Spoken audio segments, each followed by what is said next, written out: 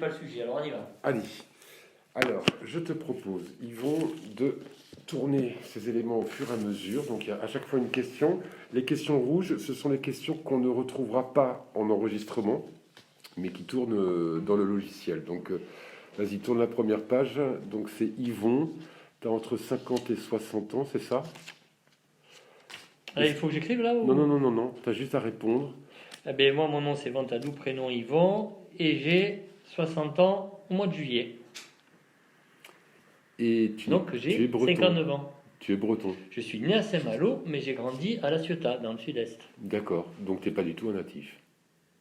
D'ici? Ouais, Non. très Je bien. suis arrivé dans le Lot-et-Garonne en 92.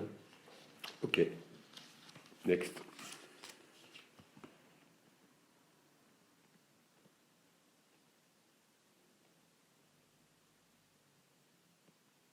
Donc, pour la petite histoire, quand on a cherché à s'installer avec ma femme, nous cherchions des territoires à géographie, je dirais,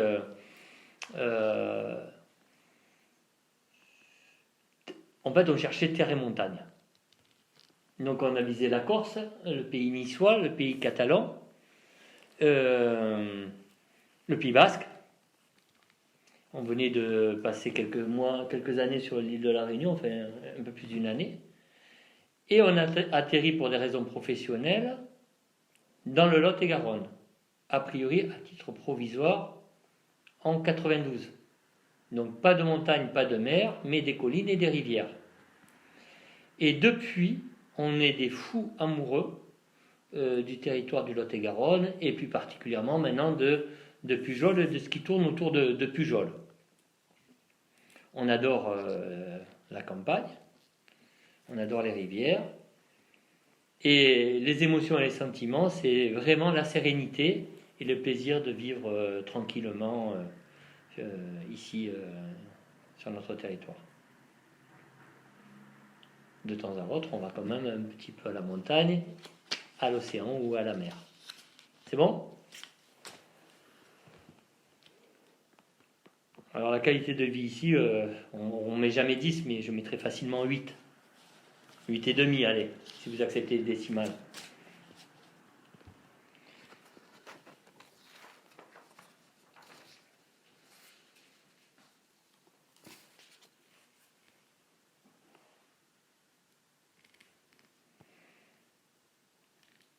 Donc, je l'ai dit tout à l'heure, hein, les événements... Alors, il faut choisir un ou on peut dire plus? Ce que tu veux. Parce que naturellement, je viens de le dire tout à l'heure, la partie paysage, cadre de vie, qualité de vie, c'est pour moi un fait majeur de notre territoire. D'un point de vue historique, j'adore cette référence au cathartisme et non pas pour une histoire de religion, puisque je ne suis pas un croyant, mais pour ce côté rebelle. Et ce côté, alors ça a fini de façon tragique, rebelle, et ce côté, je dirais aussi réformiste, c'est-à-dire remettre en cause ce qui existait pour le changer et je crois l'améliorer. Ok.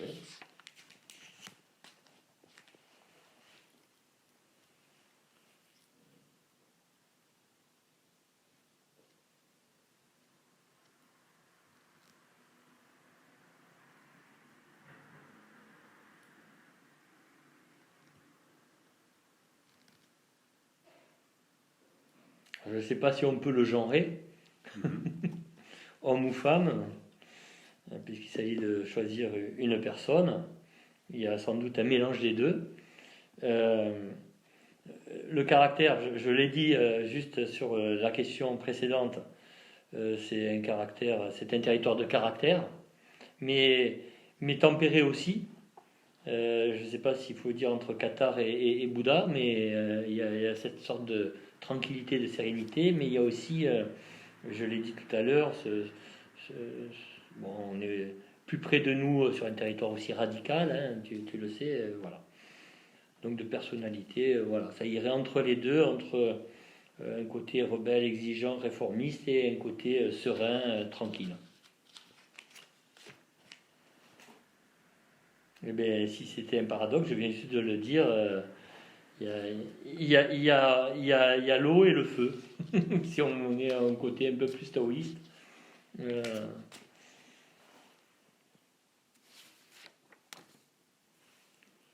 si ce territoire était un secret, quel serait-il?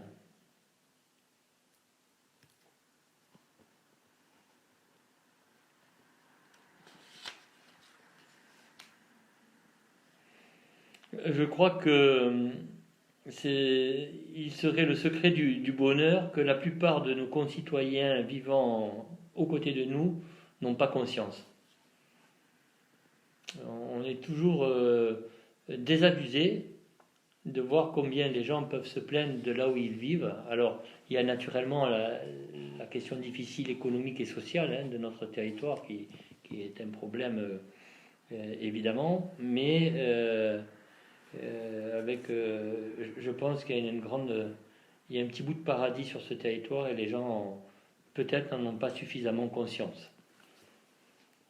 Et ne le défendent pas suffisamment non plus, c'est-à-dire s'ils étaient un peu plus conscients de cela et un peu plus promoteurs, ou on dit des fois ambassadeurs de cet atout-là de notre territoire, je pense que ça créerait des dynamiques bien plus positives.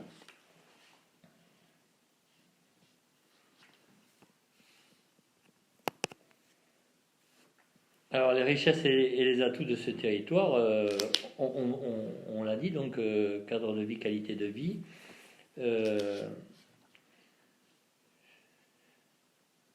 Il y a des success stories sur ce territoire que l'on ne méconnaît peut-être pas. Alors on pense à celle qui crée le plus d'emplois dans le privé aujourd'hui, c'est Jiffy, mais il n'y a pas que.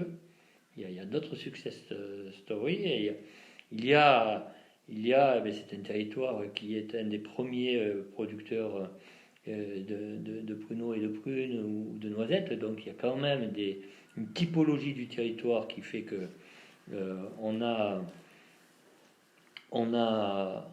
ces atouts-là. Il y a des gens qui se battent quand même, et ça c'est bien aussi. Et voilà. La richesse, c'est essentiellement le cadre de vie et bien évidemment ces acteurs économiques et ces acteurs dans les institutions qui se battent pour leur territoire. Je crois qu'il y a quelques guerriers qui ont fait du bien. On en a eu un qui n'a pas très bien fini, qui a marqué son histoire récente, puisqu'il y a eu d'autres grands personnages qui ont créé la vie de notre territoire au sens villeneuvois, au sens large. Le dernier, c'est Cahuzac, que l'on aime, que l'on n'aime pas, mais qui a quand même été, je crois, le contributeur principal à l'avènement et la création du pôle de santé du Villeneuvois. Et il y a bien d'autres éléments restructurants de notre territoire.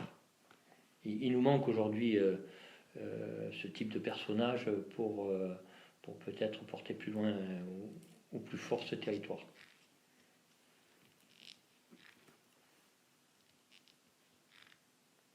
Si j'étais un menteur, je dirais me reposer,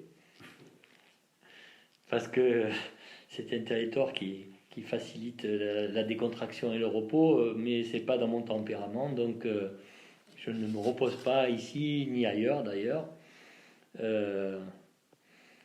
Peut-être plus, j'en fais pas mal, mais plus de randonnées, plus mieux connaître encore les coins et les recoins que je découvre même sur ma commune. Donc, chaque fois que je fais un petit écart, une balade habituelle, je suis étonné des petits bijoux que nous avons ici.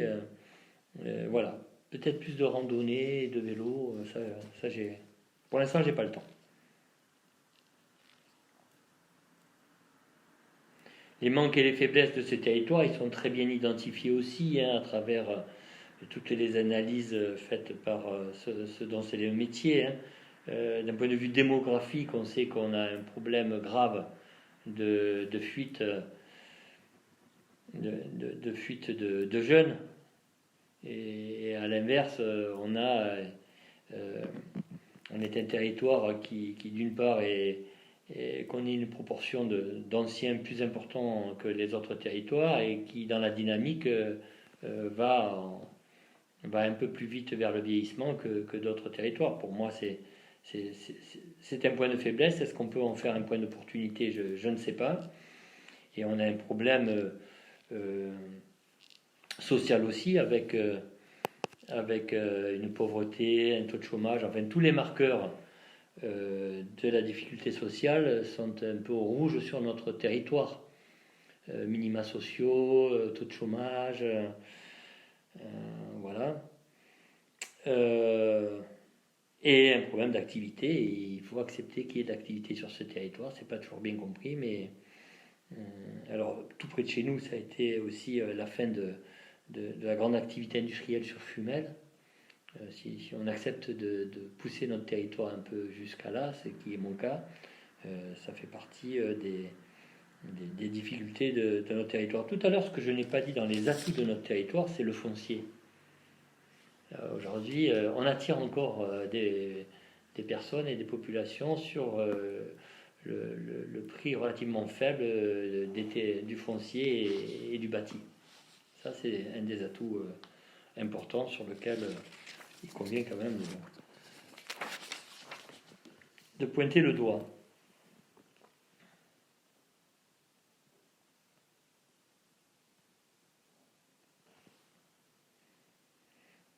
Ah ben pour moi, ce que j'aimerais faire ici et que je ne peux pas faire, c'est très physique. J'ai dit, je ne sais plus si c'était hors micro ou pas, mon goût malgré tout de la montagne et mon goût de la mer ou de l'océan. Et c'est évident qu'ici, directement, ça n'existe pas. Mais, reconnaissons-le, c'est quand même pas très loin. Et on arrive à s'échapper pour aller faire de la randonnée, du sport de neige ou aller se baigner parce qu'on aime beaucoup se baigner. Et voilà. Alors on se baigne très peu dans les rivières parce qu'elles ne sont pas toujours aptes à nous accueillir à la baignade. C'est peut-être aussi un défi qui est devant nous pour réhabiliter ces rivières. Voilà, donc ce que je ne peux pas faire ici,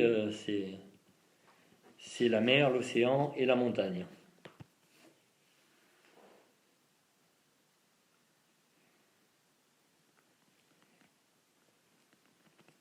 Qu'est-ce qui manque principalement pour son développement? Dans les réflexions que l'on peut avoir, on pourrait imaginer ce qu'on appelle les croissances externes, c'est-à-dire d'avoir un, deux ou plusieurs acteurs économiques majeurs qui choisiraient notre territoire pour venir s'installer et participer à son développement. Cette vision-là, d'abord, elle n'est pas réaliste. Et ensuite, je ne sais pas si elle est vraiment souhaitable. Donc, je le disais, on a des pépites et des réussites locales qui ont créé du développement chez nous. Après, on pourra apprécier d'un point de vue qualitatif ou pas ce développement. Moi, je crois très profondément à la dynamique de la coopération, plus que celle de la concurrence. Et ce que je crois qu'il faudrait vraiment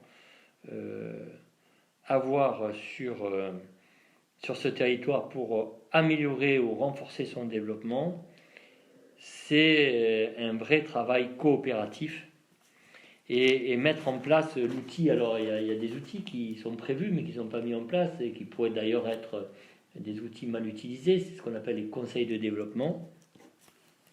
Et l'idée, c'est de croiser sur une volonté. Alors, ça part d'un projet de territoire, et sur ce projet de territoire, croiser les différentes forces capables d'y participer ou d'y contribuer, qu'elles soient économiques, sociales ou aussi institutionnelles, politiques, arriver à les faire se rencontrer, à les faire se mettre en synergie et à créer des écosystèmes territoriaux qui, de façon équilibrée et je l'espère soutenable, arrivent à à promouvoir ce développement-là. Alors c'est une chose de le dire comme ça, c'est une toute autre chose de le réussir. Je sais que dans le mandat que j'ai pu exercer au niveau de l'intercommunalité en charge du développement économique, puisque là on peut parler de développement, il ne faut peut-être pas le réduire au seul développement économique non plus, hein, il peut y avoir tout un tas de volets au développement, mais dans le cadre du volet du développement économique, il y a ce besoin de fédérer les personnes, les faire se connaître, se faire rencontrer, s'aider pour créer ce qu'on appelle l'écologie industrielle ou l'écologie, en tout cas, ces zones ou ces endroits de synergie. Alors, on avait créé le club Entreprendre, qui était déjà un des espaces dans lequel on pouvait se faire rencontrer des acteurs économiques, mais je crois qu'il faut aller bien au-delà et je crois vraiment que l'outil conseil de développement peut être un bon outil. Encore une fois, un outil, ça peut être bien ou pas bien utilisé, mais en tout cas, c'est l'outil qui devrait être utilisé et qui ne l'est pas à ce jour, et c'est peut-être ce qui est à faire devant nous.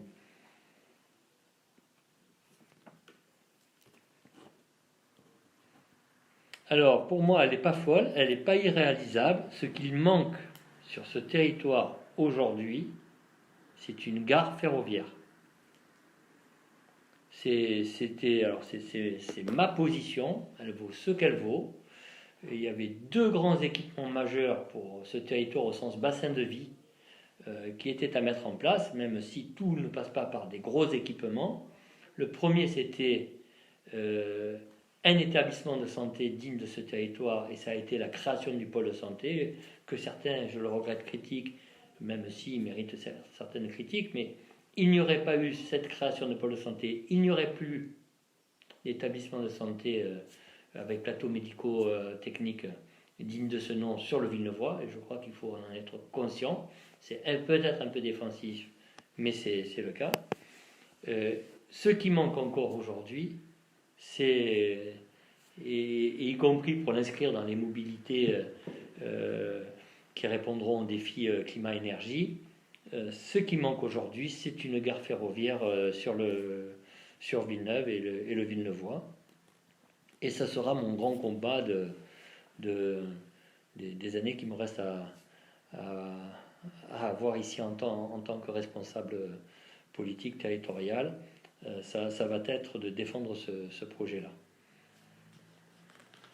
Je ne te parle pas du problème de la santé et des déserts médicaux. Je ne l'ai pas dit dans les handicaps, mais c'est un handicap majeur d'attractivité territoriale et tout bêtement de vie des gens ici. Je ne l'ai pas dit tout à l'heure dans la bonne case, mais je le vis tellement tous les jours que j'en ai oublié d'en parler. Mais le problème des déserts médicaux, c'est un problème majeur de notre territoire. Et d'ailleurs, là, il y a des choses à faire. Alors, pensez-vous, au regard d'autres territoires en France, que ce territoire soit en développement d'un point de vue social, économique et culturel? Oui, je crois que c'est un territoire, malgré tout ce que j'ai dit tout à l'heure, qui se bat. Malgré l'hostilité, la difficulté. Alors, on connaît la formule. Hein. Quand je me regarde, je m'affole. Quand je me compare, je me console. Donc par rapport à ça, quand je me regarde, je m'affole.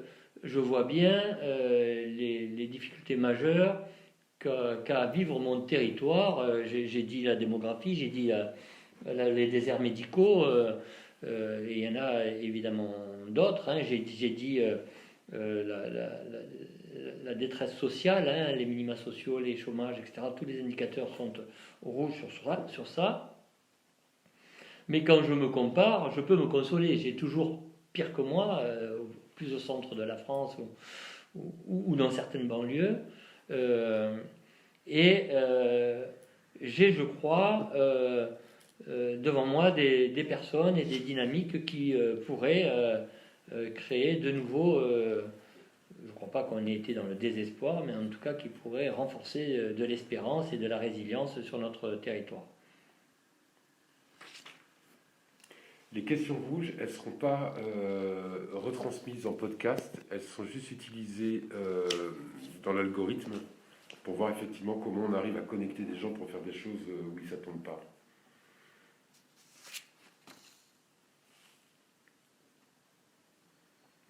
Avec quelle personne ou quel projet pensez-vous pouvoir développer ce territoire? Moi, je n'ai pas d'exclusive. Bon, j'ai une sorte d'allergie aux extrêmes, mais je n'ai pas d'exclusive. Ce qui m'intéresse,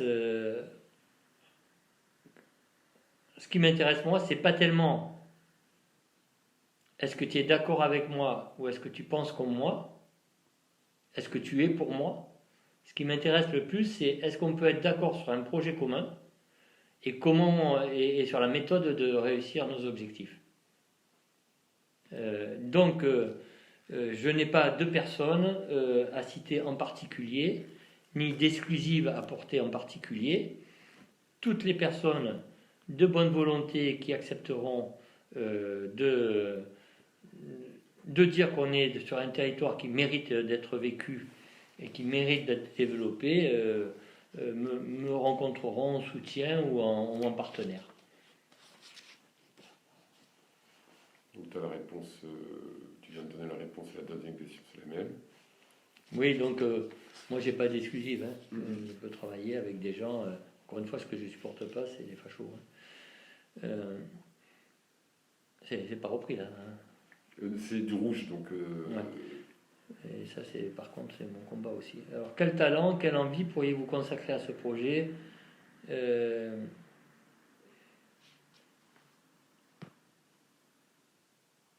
Quel talent, c'est un peu, ça manque d'humilité, ça, de dire.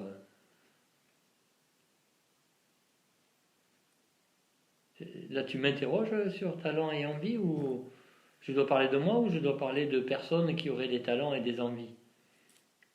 Comme tu as envie. Parce que d'une certaine manière, tu le fais déjà. Je veux dire, tu investis ton temps en tant qu'élu, donc tu fais le boulot. Donc tu peux effectivement l'élargir à quel talent, quelles envies il manque. Ou tu cherches. Moi, je crois surtout que les talents et les envies, il y a... Là aussi, je ne mettrai pas d'exclusive. Je veux dire que chaque personne ou chaque groupe de personnes peut apporter des compétences et des talents qui n'existent pas toutes sur une seule personne ou un seul groupe. Excuse-moi de dire des choses aussi bateau que ça, mais c'est tellement vrai. Et je crois qu'il faut d'abord être conscient de ça, qu'une personne seule ou un groupe de personnes seules n'est pas capable de porter le bouquet de talents ou le bouquet de ressources suffisant pour réussir un projet ambitieux. Et quand on commence par dire toi machin etc., on se plante, ou quand on commence à croire que soit tout seul on a que des bonnes idées et que les bonnes méthodes, et bien, je pense qu'on se plante. Et quelles envies? C'est l'envie de vivre et de vivre bien. Voilà. Et je crois aussi ne pas céder, ou faut-il dire ne jamais céder, mais ne pas céder à la morosité et au désespoir. C'est-à-dire que faut bien faire la part des choses, je crois. Alors, même si on est capable de reconnaître des enjeux majeurs qui peuvent durement toucher, je dirais, l'humanité, c'est-à-dire que on est face à des défis, je pense au climat, je pense à l'énergie, je pense à la biodiversité, je pense à la pauvreté, je pense à des sujets comme ça qui sont... voilà, il ne faut jamais désespérer. Il y a toujours moyen d'améliorer les situations, et ma conviction intime, qui peut surprendre, c'est qu'on n'a jamais été aussi bien aujourd'hui, malgré tout, et voilà, et que on doit tout faire pour être mieux demain. C'est pas de moi, mais bon, je sais pas si tu as lu le bouquin de Barack Obama, Il dit si je devais choisir un endroit et surtout une époque à laquelle je devrais vivre parce que je suis homme, parce que je suis femme, parce que je suis ici, parce que ça, c'est maintenant. Et je suis assez convaincu de ça. Ça ne fait pas la négligence ou l'ignorance sur les maux que nous avons à affronter actuellement sanitaires, mais pas que. La pauvreté, elle existe encore, l'illettrisme, ça existe encore, les inégalités, elles existent encore. Voilà.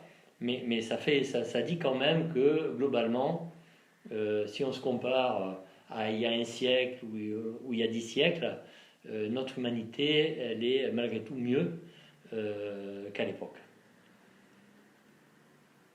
Tu as une conclusion? Oui, c'est que non seulement on est mieux qu'avant, mais qu'on va encore continuer à s'améliorer. Merci.